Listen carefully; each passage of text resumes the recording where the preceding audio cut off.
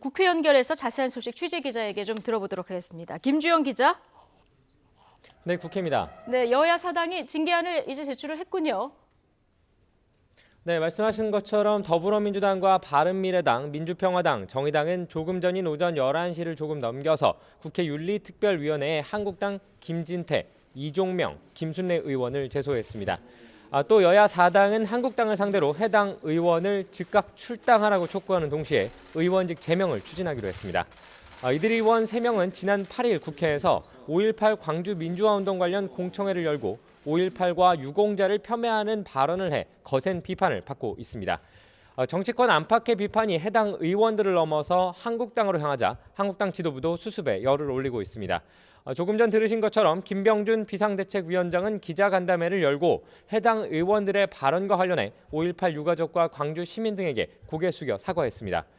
특히 당 중앙윤리위원회에 문제 발언을 한 해당 의원들과 관리 책임을 갖고 있는 김 비대위원장 자신에 대해 문제를 엄중히 따져주길 요청했습니다.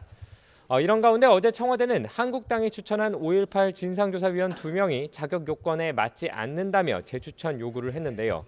방미중인 한국당 나경원 원내대표가 이들의 자격 요건이 충분하다고 생각한다며 청와대가 정치적 판단을 했다고 비판했습니다. 여기에 오늘 오전 열린 원내 대책회의에서는 일부 한국당 의원이 청와대에 다른 저희가 있어 보인다며 기존 위원 2명을 다시 재추천하자는 주장까지 나와 논란이 일 것으로 보입니다. 네, 그리고 이 한국당 전당대회 후보자 등록일이기도 합니다. 어떤 후보들이 나오게 되는지도 정리해 주시죠. 네, 한국당 전당대회가 막판까지 혼돈을 거듭하고 있습니다.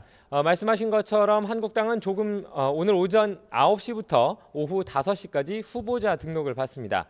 이런 가운데 오세훈 전 서울시장은 보이콧 입장을 철회하고 다시 당대표 선거에 나서기로 했습니다.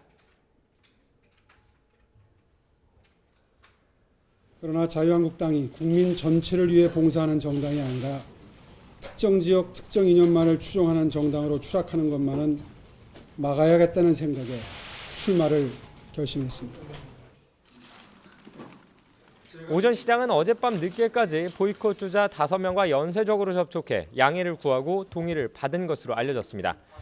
반면 제2차 북미 정상회담과 겹친 전당대회 일정을 당 지도부가 변경할 수 없다고 결정한 데 반발하며 보이콧 연대를 만들었던 후보 가운데 4명은 그대로 불출마하기로 했습니다.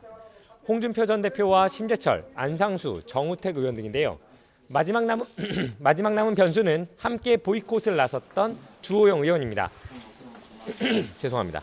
현재 대구에 머물고 있는 주 의원은 아직 그대로 출마할지 아니면 불출마할 것인지 결정하지 못한 상황입니다. 여기에 황교안 전 총리와 김진태 의원은 예정대로 후보로 나설 예정입니다. 국민들께서 원하시는 바른 이런 방향으로 나라를 만들어 가기 위한 그런 새 걸음을 시작한다는 각오를 갖게 됩니다. 이에 따라 이번 전당대회는 김진태, 오세훈, 황교안의 3자 대결이나 주호영 후보가 포함된 4자 대결로 치러질 전망입니다. 지금까지 국회에서 YTN 김주영입니다.